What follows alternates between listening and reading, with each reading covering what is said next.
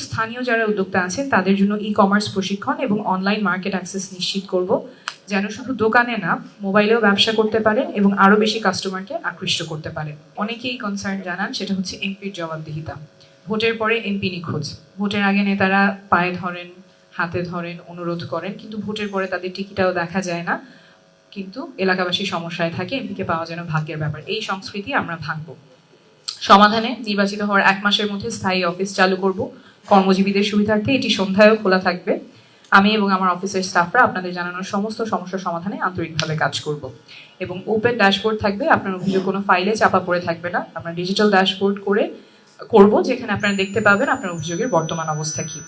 এবং আমাদের অফিসে এসে কথা বলতে কোনো ভাই বা নেতা ধরার প্রয়োজন পড়বে না, কোনো প্রোটোকল থাকবে না। আমি কোনো পেশাদার রাজনীতিবিদ নই। জুলাই গণঅভ্যুত্থানের পরে নতুন ধারার রাজনীতি করার এবং দেশ গড়ার একটা সুযোগ এসেছে, তাই রাজনীতিতে এসেছি। আমার এই ইশতেহার কোনো গতানুগতিক ফাঁকা বলি না, এটি আপনাদের সাথে আমার চুক্তি। আমি যা লিখেছি, যা বলেছি, সেটা কিভাবে বাস্তবায়ন করব সেই পরিকল্পনা নিয়েই মাঠে নেমেছি। আমি আপনাদেরকে বারবার বলেছি যে আমি ভিন্ন ধারার রাজনীতি করা সম্ভব সেটা প্রমাণ করতে চাই।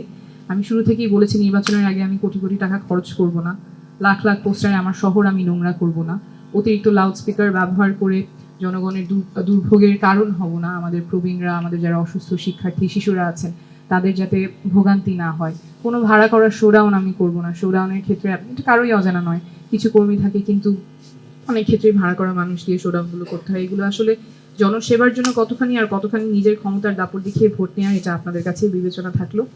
আমরা ভরসা করছি ব্যক্তিগত যোগাযোগের উপর। আমার বিশ্বাস লাখ লাখ পোস্টার কিংবা শোডাউনের চেয়ে অনেক বেশি শক্তিশালী ব্যক্তিগত সম্পর্ক এবং একটা আন্তরিক কথোপকথন।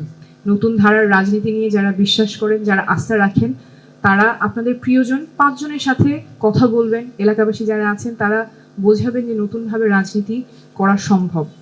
এবং আমরা বিশ্বাস করি ঢাকা 9 থেকেই আমরা প্রমাণ করব অর্থ ও পেশি শক্তির বাইরে গিয়ে যে রাজনীতি করা সম্ভব, নির্বাচনে জিতে আসা সম্ভব, সেটা আমরা ঢাকা 9 থেকেই প্রমাণ করব।